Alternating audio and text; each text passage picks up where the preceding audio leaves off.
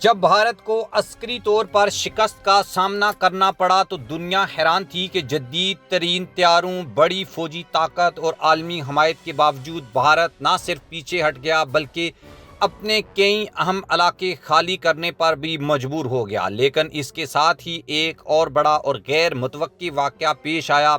وہ گروہ، وہ فتنے جنہوں نے سالوں تک پاکستان کے اندر جہاد کے نام پر خون بہایا، حملے کیے، ریاستی اداروں کو نشانہ بنایا، اب وہ اچانک پاکستان سے معافی مانگنے لگے ہیں۔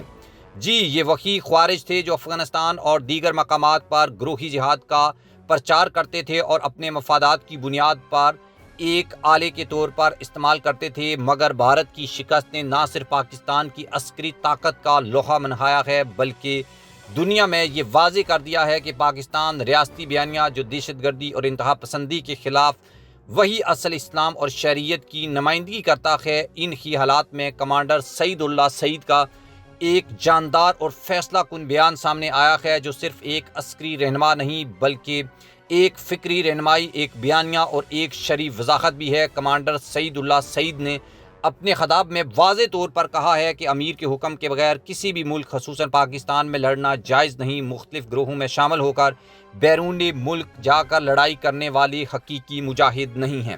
دوستو، انہوں نے نہایت صراحت سے بتایا ہے کہ ایک جگہ سے دوسری جگہ حملے کرنے والے افراد کو مجاہد کہنا غلط ہے، کیونکہ جہاد کا اعلان یا اجازت دینا صرف ریاستی امیر کا اختیار ہے، کسی گروہ یا فرد کا نہیں۔ یہ بیان ان تمام عناصر کے منہ پر تماچا ہے جو ذاتی انا، گروہی وابستگی اور بین الاقوامی ایجنڈے کے تحت پاکستان کو میدان جنگ بنانا چاہتے تھے۔ کمانڈر سعید اللہ سعید نے مزید کہا کہ اگر ریاستی قیادت پاکستان نہ جانے کا حکم دے چکی ہے تو اس کے باوجود جانا دینی نافرمانی ہے۔ یہ پیغام تھا جو طویل عرصے سے دینی طبقے میں وضع کرنے کی ضرورت تھی۔ جہاد کوئی انفرادی یا گروہی شوق کا نام نہیں، یہ ایک منظم، اصولی اور ریاستی معاملہ ہے۔ انہوں نے اپنی تقریر میں بہت دو ٹوک الفاظ میں کہا کہ اپنی انا یا گروہ کی وابستگی کی بنیاد پر کیا گیا جہاد شریعت کے مطابق فساد فی الارض تصور کیا جائے گا، اور جہاد کے نام پر حملے کرنے والے گروہ شریعت اور افغان امارات دونوں کے نافرمان ہیں۔ یہ بات اب روز روشن کی طرح واضح ہو چکی ہے کہ جن خوارج نے پاکستان میں حملے کیے وہ در الحقیقت جہاد نہیں بلکہ فساد فی الارض پھیلا رہے تھے، اور اب وہی عناصر بھارت کی شکست اور پاکستان کی نظریاتی برتری دیکھ کر اپنی پرانی روش سے رجوع کر رہے ہیں۔ بھارت کی شکست کے بعد جو منظر سامنے آیا وہ ناقابل یقین تھا۔ وہی خوارج جو پہلے پاکستان کو کفریہ ریاست قرار دے رہے تھے، جو ریاستی اداروں پر حملے کرتے، جو نوجوانوں کو گمراہ کرتے اور اب اپنے بیانات بدل رہے ہیں، وہ نہ صرف خاموش ہو گئے ہیں بلکہ کچھ نے تو ویڈیوز اور بیانات میں پاکستان سے معافی بھی مانگی ہے۔ دوستو، انہوں نے کہا ہے کہ وہ اب ریاست پاکستان سے دشمنی ختم کرنا چاہتے ہیں اور امن اور دوستی کا پیغام لے کر واپس آنا چاہتے ہیں۔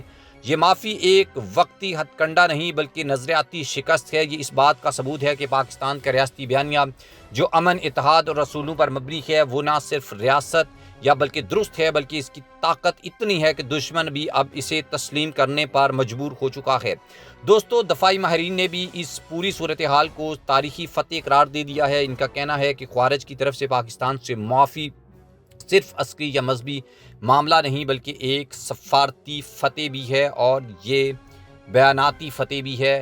بیان بھارت جو دوسرے خوارج کو بطور پراکسی پاکستان کے خلاف استعمال کر رہا تھا، اب اس کو بھی اس محاذ پر شدید شکست کا سامنا کرنا پڑا ہے۔ بھارتی پراکسیز اور بھارتی اماں پر فتنہ الخوارج کا نام و نہاد جہاد دراصل شریعت، ریاست اور امن کے خلاف دہشت گردی ہے۔ اب جب کہ خوارج خود اپنی پرانی روش پر نادم ہیں اور پاکستان کے ساتھ کھڑا ہونا چاہتے ہیں تو پاکستانی ریاست کو بھی ان کے ساتھ اچھا سلوک کرنا چاہیے۔ وہ محاذ جس پر وہ برسوں سے سرمایہ کاری کر رہا تھا وہ خود بھارت کے خلاف پلٹ چکا ہے۔ دوستو، 2025 کی یہ جنگ صرف سرحدی حدود کی لڑائی نہیں تھی، یہ ایک نظریاتی بیاناتی جنگ بھی تھی۔ پاکستان نے نہ صرف دشمن کے حملے کو پسپا کیا بلکہ اندرونی فتنے، خوارج اور بین الاقوامی پراکسیز کو بھی شکست دی ہے۔